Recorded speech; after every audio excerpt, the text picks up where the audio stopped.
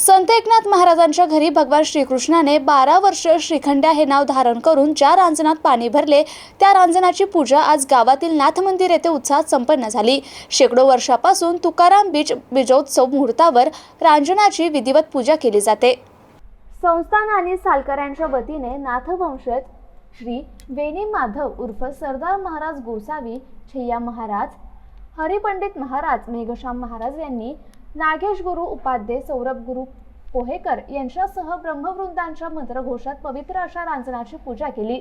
या प्रसंगी सालकरी श्री योगीराज महाराज, ज्ञानराज महाराज यांच्यासह विनीत महाराज, विठ्ठल बुवा, भगवान बुवा, श्रीरंग बुवा, मिथिल बुवा, शुभम बुवा, चैतन्य भाऊ आदींसह शेकडो भाविकांनी मंदिर परिसर फुलून गेला होता।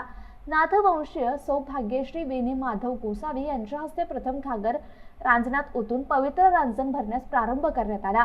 त्यानंतर नाथवंशीय महिलांसह इतर महिलांनी गोदावरीचे पवित्र जल रांजणात टाकले। गौतम बनकर, MCN न्यूज, पैठण।